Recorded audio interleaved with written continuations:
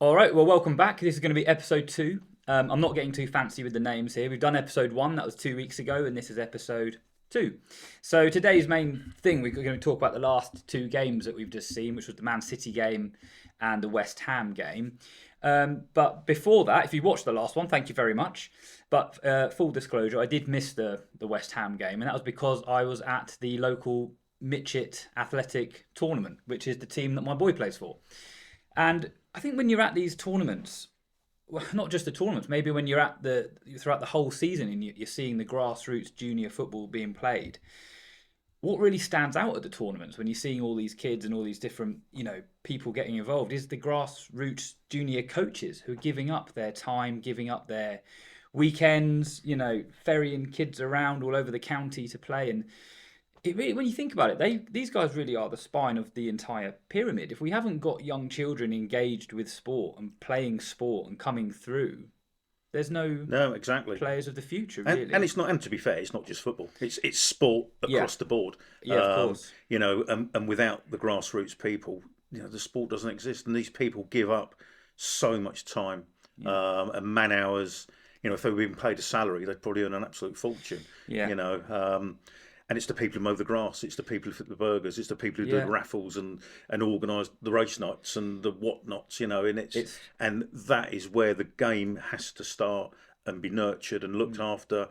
And yeah, these people deserve medals, all I of mean, them. there's so many moving parts when you think about, you just look at, I was there on a couple of Saturdays ago. There's just hundreds of Yeah. kids from all over the county, and it's the parents and the coaches getting them involved. So, from a personal level, for the Mitchett team, Andy, who's the head coach, who's a Nottingham Forest fan, Rob, who's a Sunderland fan, and Alan, who I think's hanging up his boots this season. Big thank you to those guys who are helping with our lads doing it. But yeah, just a wider, bigger thank you to everyone really from the world of grassroots junior sports for doing what you're doing. It's the kids like that Arsenal wonder kid Max Dowman. Absolutely. It'd only been a couple of years ago. He would have been one of the boys at Yeah. these tournaments. And if it wasn't for people doing this kind of thing, we don't have stars of the future England stars.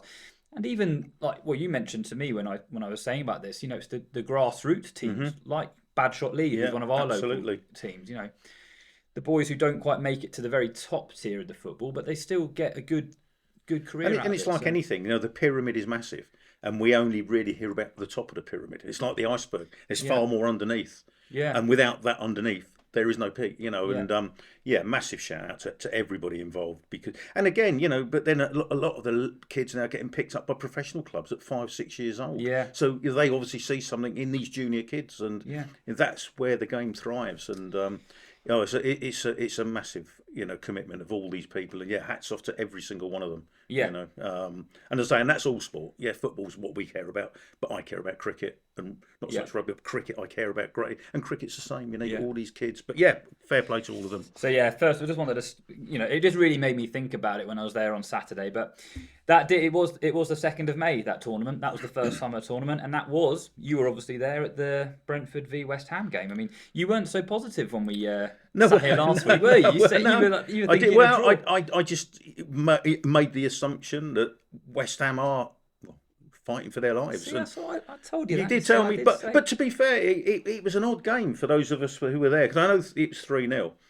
But at half time, it could have been 3-3. I mean, we scored a goal that was an own goal. Okay, went one up.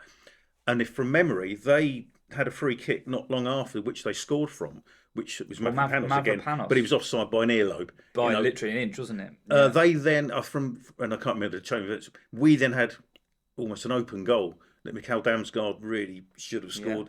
Because I think at 2-0 at half time, we would have been out of sight. They then went on and hit the woodwork twice in the first half. And it was just a bizarre game. But then the second half started and it was completely different. It's like West Ham had gone off at half time and just gone into a shell. Because even when you sort of look back at it now, the penalty that led to the second goal that Thiago scored, Atara was going nowhere. Why the guy decided? And with the amount of times you see foul or penalties, when the ball's going nowhere, just let him run out of play. But yeah, so at 2-0, yeah, we bossed it really. We were all over them. Then out of nowhere, Somerville's hit the underside of the bar, yeah, and that could have gone in. It didn't. It came out. And then the third goal, really, from a West Ham point of view from defending. I mean, the ball's come over to Shocking, Keane wasn't Lewis it? Potter. I don't know if it hit him on the shoulder or on the chest. It flew over his head. Yeah. And he still had time to turn around, get the ball, look up, see Mikael Damsgaard come from 30 yards away while the West Ham defence just stood and watched. He's got the ball and we're dead in line with it. As soon as it's in, 3-0. Yeah. And it's one of those games that if there'd have been another 20 minutes to go, we could have got 5 or 6 because that was it. Yeah, no, I mean, I've seen obviously watched all the highlights afterwards, and it was the match of the day or game of the day. It was game of the day whatever it on was Sky. Sky. But then, I mean, just from a West Ham point of view, moving on from that, how unlucky were they against Arsenal? And that's another thing for another day. But as I said, they are fighting for their lives. But I did look at them and think, you really need a bit more about you now. But anyway, it's 3-0. We needed the win. We desperately needed the win. It's definitely now. However you cut it, it's a 2-horse race for that final relegation spot because 100%.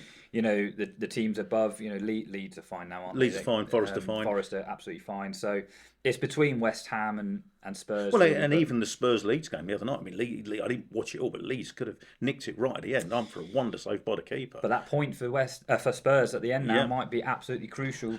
So I mean, there's a lot of West Ham fans after the game where you sent me some quite funny screenshots from their. The West Ham fan page. Yeah, they weren't happy. Just to put it into context, though, since 2021, in all of the Brentford v West Ham games, we've won 7 times against West Ham. We've lost 1 and we've drawn 1. So we're definitely a bogey team for them, no matter which way you slice it. So, but ironically, they've knocked us out of the cup twice. Yeah, true. But yeah, I mean, from a league point of view, they're like I said with Fulham. We've got the mark on West Ham.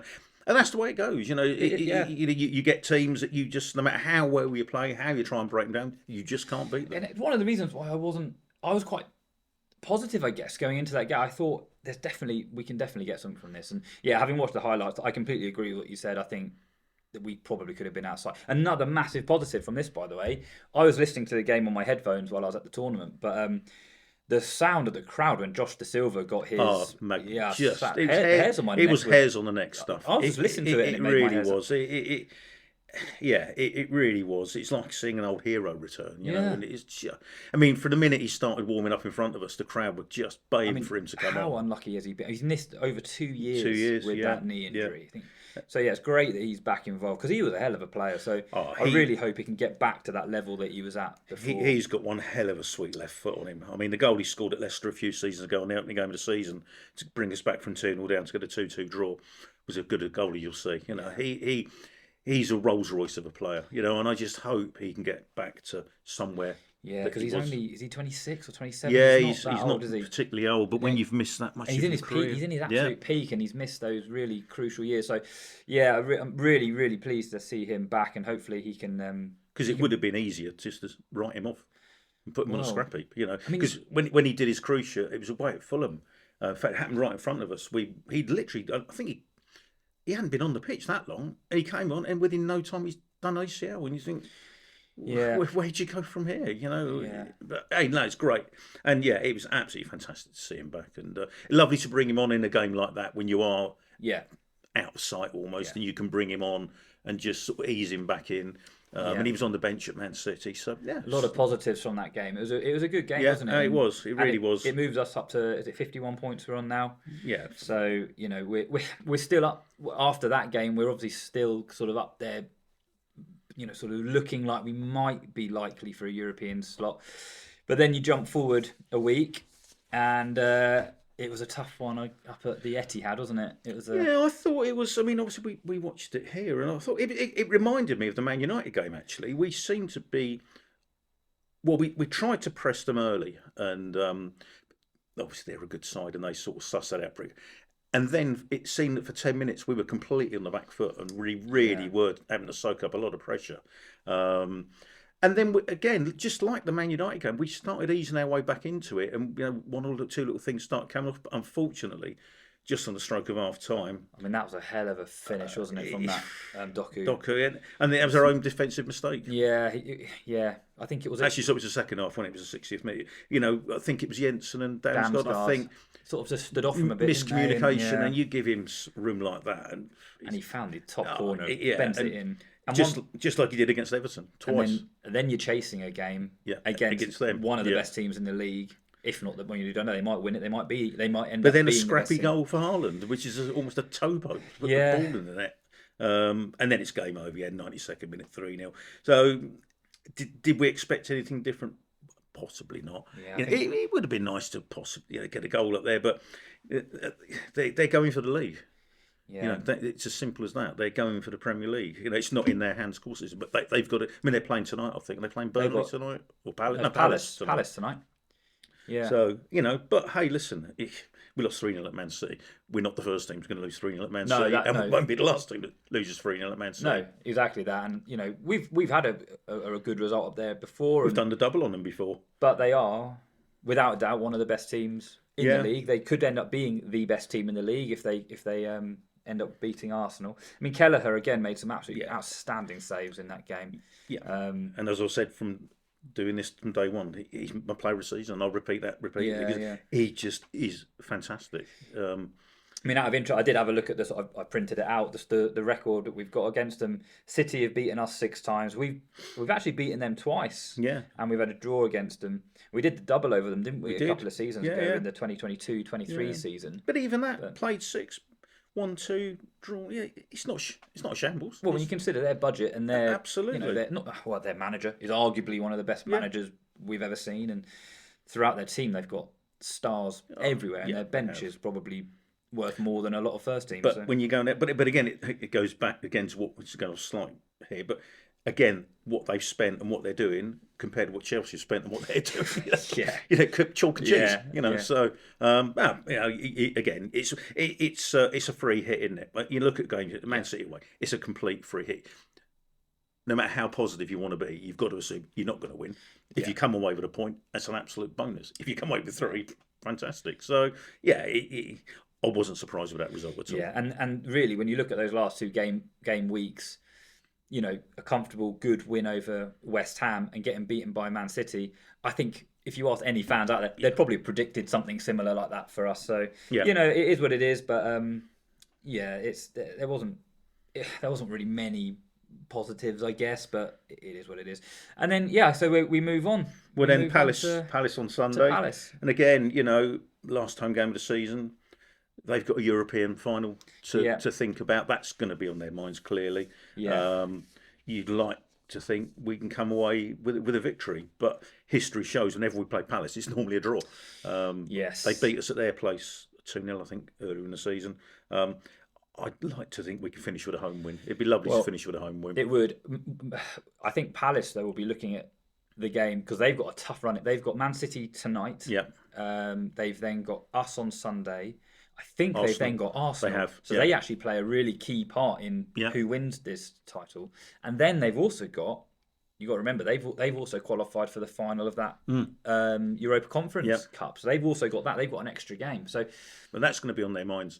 So and again, as a player, if you were a Palace player, in the back of your mind, you're thinking, I want to play in the European final. Yeah. Regardless of which tournament it is, it's a European final.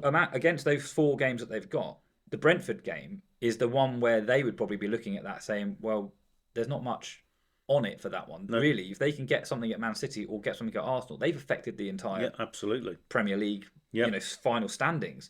And then, like you say, that they've got that European final, which they've got to be up for that, haven't they? Because they've had a good run. They've had a good season. Well, and before, because they won the FA Cup, didn't they? So you think they've had a Charity Shield, whatever it's called nowadays.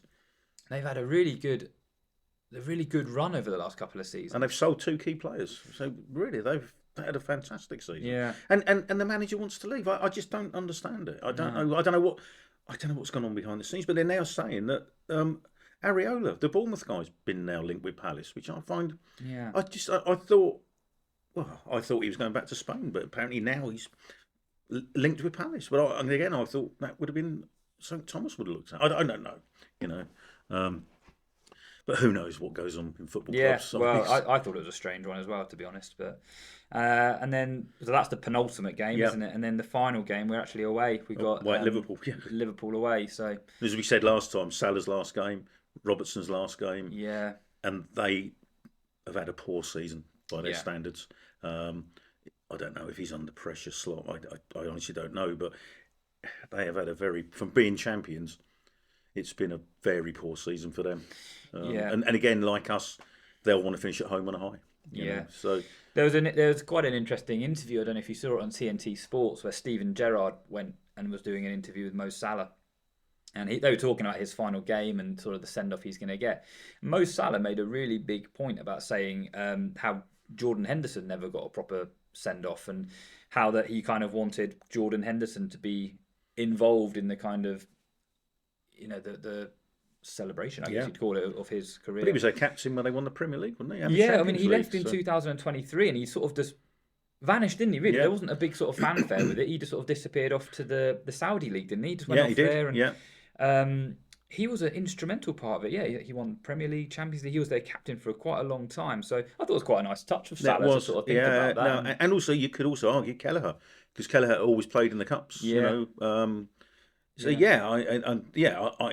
in the Liverpool crowd they'll give them Bugs and Vanderberg a great ovation. Yeah. And that'll be what a lovely way to round off the season. Yeah, definitely. Yeah. And then we dust ourselves down, get the World Cup, and then start again. Yeah, and Henderson will probably be going. I mean, I don't know for sure, but it's likely he'll be involved with the. Well, as I said last time, I imagine they'd want him around the squad. Yeah. Just for the experience he can bring, and his knowledge that he can bring to the youngsters. And it's a long tournament, the World Cup. It goes on for a long time. It does. Yeah. And you need. I think he's announcing the squad next week, isn't he? 22nd. Well, it must be soon. I mean, it starts. It all kicks off in about 4 weeks' time. Yeah, so I think he's announcing the squad next week. And again, next time we meet, that'll be something great to talk about the England squad and who you think who should be in, who shouldn't be in, who is in. It's the thing with England, going to track slightly, but I still worry that if Harry Kane is injured, I don't quite see where the goals are going to come from. I mean, Ollie Watkins is scoring, but he doesn't seem to be in favour all the time, and.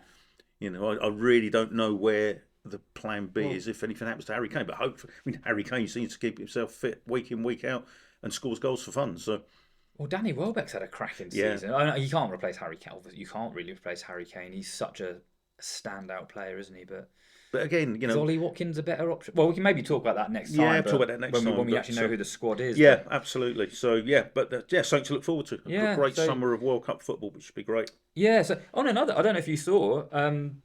I just happened to see it on BBC. Again, there wasn't much of a fanfare about it, but Ben Mees announced his retirement from professional football. I did see that. Is he at Sheffield United now? Yeah, that's him done now. That's him done. End of the season, he's hanging up his boots. So, and again, he came to Brentford when Burnley got relegated, and he was great for us. Yeah. And again, he played for a couple of seasons. Yeah. And talk about Mr. Reliability. He was so, and he was a calming influence, wasn't he? Well, he scored on his debut, so we got him in 2022, and he was 32 when he came. Yeah. But Burnley got relegated, and he was a Premier League player still, wasn't he? Yeah, without a absolutely. doubt. So he needed to sort of move to a Premier League team. But yeah, scored on his debut against United, and then he pretty much was in the squad all the way round, pretty consistently, really, wasn't he? Up until never let us down. Yeah, up until sort of fairly recently, but. Yeah, left in was it last season he left? I think he left. I think it was last season. Yeah. And he's one of those. He came and did a job for us, and I think will always be welcome back, and rightly so. Another one of those great sort of journeyman pros that's come in and done a job, filled in a gap, did a job. Yeah, great player. Yeah, him and Pinnock were pretty. Yeah, they key, were. Weren't they? Absolutely, really, they were. For a while. But yeah, 67 appearances. He got 5 goals, couple of assists. Played for us for 3 seasons. So yeah, I hope he has a good retirement. No, good luck to him. Probably be a pundit or something. I've seen him sort of creeping up on a few. And whenever I've heard him interviewed or as a pundit, he always speaks well. He's a very eloquent guy. So good luck to him. Good luck to his future. Yeah. So we were a few days ago, weren't we? We were talking about before the Premier League, before it all became madness. Mad. Yeah, sort of on TV regularly, and we were talking about really the players. Maybe not your favourite player, but maybe just a player that you sort of think about sometimes. And the reason why I thought about it was because of the Grand National that happened a few weeks ago. And I remember seeing an interview a couple of years ago that one of our former players is now a jockey in a stable hand, and he's involved with horses. And I know a lot of professional footballers get involved with horses, but he's actually a jockey riding it. And that was Jay Tabb from great player. Yeah, he was a boxer as well, wasn't he? Was he a boxer? I think he was a a man boxer. of many talents. I had the pleasure of meeting him a couple of times. He's such a nice guy, and he was. Him and Stephen Hunt were great players, And but I know you asked me that, and I suppose the problem is for me because I can go back 45 years, and I can come up with. You could ask me this question every day of the week, and I could probably come up with a different answer every day of the week. Yeah, and there's players that are club legends, absolute club legends, and like I said, Terry Hurlock. Terry Evans and Stan Bowles, Chris Kamara. But for me, the one that I've been asked this question quite a few times actually, but who was your favourite Premier League or pre-Premier League player? And for me, and I've always said it was Andy Sinton. And I sort of think, well, why him? And I think, well, before your time, obviously. He came to Brentford from Cambridge for I think 35,000 quid, and I was looking at his record. He played from 83 to 89, and he didn't miss a league game. He played every single league game. He was out on the left wing, left midfield, whatever you want to call it now. And these are the days of quagmire pitches, and it was League One. It's people, third division then, people kicking lumps out of you. But he was just above that. He was a Rolls Royce of play. You don't go on to play 3 or 5 seasons without a break if you're rubbish. But it was interesting with him because in '89 we had our cup run when we got to the quarterfinals against Liverpool. And he was instrumental in that. And again, we've been in that from round one. We had replay. I think he got carried off at Peterborough. We had Peterborough away on a Saturday. I think he got carried off, but still played in the replay the Tuesday or Wednesday. But it's interesting him. So we got to play Liverpool, a magnificent Liverpool team. Went up to Anfield. We lost 4-0, which you expect. But on the Monday morning, he was sold to QPR for 350,000 quid. And it almost went under the radar that you've just sold your best player. You've had the best cup run in history. And he's gone. And that was it. He just went. And what was his career like after that? Well, it is interesting. He went, I can't remember the chain of events, but he ended up going to Sheffield Wednesday. He then came to Tottenham for, I think he went to Sheffield Wednesday for what was then a record fee for them, about £2 million. Well, it's still a lot, big money. Yeah. He then went to Tottenham and went on also to get 12 England caps, which again, for a Brentford player, to go on and or an ex-Brentford player to go on and represent your country, that was unheard of. Yeah, because he played in the. I mean, to be fair, and I'm not denigrating him at all. It was a very poor England team. These are the days of Graham Taylor. We really just anyone could have played for England, but the fact is, an ex-Brentford player went on to play for England, and 12 caps for England. You can't take that away from the guy. A hell of an achievement. He's now an ambassador for QPR, which is a bit of a shame, but there we go. But for me, Andy Sinton. Much like J Tab, I suppose, because J Tab, you could arguably say, had his best moments of his career after he left us. He went on to play in the Premier League, didn't he? He went on to bigger clubs, or higher up the table clubs, definitely. But we were that kind of stepping stone club, weren't we? And I guess we kind of still are in many ways. We still are, of course we are. But then, because people say, Brentford are a selling club, but every club's a selling club. Yeah, who isn't? Yeah, exactly. So even Liverpool and Man City, they sell players. Yeah. So we just seem to do it better than everyone else. Yeah. Or better than a lot of teams anyway. We get spoilt now because we've got international stars throughout our team now, haven't we? I think back then when you see a player who goes on because I felt the same, because again, I'm obviously coming from a completely different generation. I'm sort of 30 years younger than you, but I remember when Ollie Watkins and Tarkowski went on to wear England shirts. You think, I've seen these guys playing at Griffin Park. You think, there's a. But it shows how far we've moved on, because round about the time of Andy Sinton, we had a winger called Gary Roberts, and we used to call him Gasping Gary, and he was, but he is a great player. He was back at Brentford recently at half time, and again he was a great player. But I remember he got picked for the Welsh, I think it's under 21s, and that was a massive thing. Yeah, the Welsh under 21s, And I remember trying to find the game on the radio somewhere. I couldn't, obviously, but even that, and again, as you say, in the 40 years, how far we've come. As I said to you before, we've got players going to the World Cup. I mean, that's just bonkers. We've got quite a few going to the World Cup. Quite a few going to the World Cup. The Denmark lads are going to be upset because they've missed out, haven't they? But if Hickey stays fit, he'll be going. Yeah. Kelleher will probably be going. Jordan Henderson will probably be going. Nathan Collins. Yeah. So it's Thiago. Well, yes, maybe, possibly. we could have Brazil's number 9 Yeah. as a Brentford player. Well, he scored, didn't he, on his debut for them? Yeah, it was his debut. He definitely scored. I think Well, it was he a penalty, stuck wasn't a it? penalty in, yeah. So yeah, it's but and again, another thing we could talk about another time was, I was thinking about is the best loan players you've ever seen. And again, I can go back with players that you didn't even ask to play for Brentford, but some great players. That's for another day, though. Yeah, fair enough. Yeah. So J-Tab, honourable mention. Andy Sinton, honourable mention. And if anybody wants to throw in any more names, let us know because there's loads out there. We all know who the Hall of Famers are. A lot of it's a product of your time, though, because J-Tab's only, I think, 5 years older than me. So at the time when I was kind of, around sort of, he was with us from 2000 to 2006. I was at college and at secondary school then, so I was going to football with a few of my friends and sort of going to the games on my own. I used to get the train sometimes down there with a few people. And when you're kind of that 18, 19-year-old person watching the games, the players are all similar ages to you, absolutely. so you're looking at it with different eyes, I suppose. You can relate to them. Maybe, yeah. Well, definitely not from an ability point of view. No, I couldn't play like J-Tab.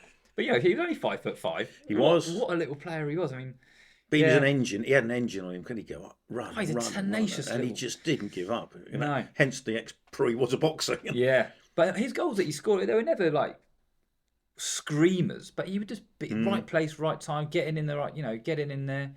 Because he had 2 really good runs in League One, didn't he? We got to the playoff. Did we get to the playoff final? But he scored one, didn't he, against Swansea? Yes, which was probably one of his more memorable goals. But so for me, I can't really relate to 1989 or whatever you said because I was only little. So 83 to 89, yeah. But it's different times, and it's like when people try and compare. Was Tyson as good as Ollie? You can't compare. It's a different sport. Boxing now isn't what boxing was, and football now isn't what football was. Yeah. It's all different. But I think it's great to look back at these great players that represented our club. Yeah. And you just have a warm sort of feeling, don't you, when you think about the times that you would have sat there with your mates or whatever, and you're sort of cheering on different players. But yeah, for me, J-Tab stood out as I just thought I'd give him, just to have a little little mention for him. But again, interested about Ollie Watkins. I mentioned him before that the first time I saw him play for Brentford, I did actually turn around to Mum and say, "That boy played for England." You just only had to look at him. He just had something about him, and I don't know what it is. I'm not a coach or anything, but I just looked at him like, yeah, you really do look the bit, and he's gone on to have a fantastic career. For my boy Jamie, who's he's going to be 15 coming up soon. Ollie Watkins was his favourite player. I mean, he was the mascot. Remember, he was the mascot at one of the, I think was it the last season at Prem? I can't remember when it was now, but anyway, he was the mascot, and Ollie Watkins for him was like the superstar player who he wanted to see. And what a lovely chap. Yeah, lovely lad. And Jamie took his picture with him and held his shirt up. And so if we asked, the younger generation who their sort of moments are, who their sort of players it's an evolving picture all the time, and it changes all the time. And it has to, because that's how things are. Ollie Watkins was. Then it would be good to see him go to the World Cup. So. And for people who are 18, 19 now, I mean, they're if you're a young adult now, it's fair enough. You're going to be looking at players who have been Premier League stars for us for the whole time, because we've been in the Prem now for 5 seasons, haven't we? So, that's just how it is. It's just, like you say, an evolving picture. So, yeah, cool. Okay, well, so we've got Palace coming up. We've got Liverpool coming up. So we'll meet again, shall we, in a couple of weeks once those games are done. Yeah. And we can see how we get on. Should we have a score prediction? What do you reckon? I think Palace, so being what Palace have got to deal with, I'd like to think we could do another 2 or 3-0 against Palace. You reckon? Yeah, I think so. Yeah. Okay. Yeah, I don't know. I think it might be quite a cagey one. I think it might just be one goal that decides. But history does show it's often a draw. But I just think because it's our last game, we want to go out no high. I reckon it could be a dull 0-0 or maybe a 1-0. Maybe we edge it just because if they're all if they're all sort of thinking about this other thing. So I'm thinking either a tight, close draw or maybe a 1-0. But I hope I'm wrong. Okay. I hope it's more exciting than that. And then Liverpool, what do you reckon? You see, it's a tough one, because our record up there isn't good. I'm not even sure if we've scored up there. I'm sure in the history of time, I'm sure we probably have, but our record up there isn't good. And I said, and being the emotion of it being what it's going to be, I'd love to say we'd come away with a 1-1, but I could see it being a 2-0 to them. I'm a bit pessimistic, and I can see Salah scoring, because it's in the stars, isn't it? I agree with your latter point there. I think the crowd are going to be bang up for it. I think Salah's going to be bang up for it. I think it's going to be a tough day out. It's tough at the best of times, but I think it's going to be doubly tough if there can be such a thing. Yeah. But it's going to be written in the stars. Him and Robertson will probably score. Yeah, probably. An assist from Robertson would sort of tip it off. Yeah. Maybe stick one on Salah's head or something. I'd love to think we can come away with a point, but I think it could be 2-0. Well, we will see. We will see. All right. Well, we'll Excellent. meet up in a couple of weeks' time, and we'll see how we get on.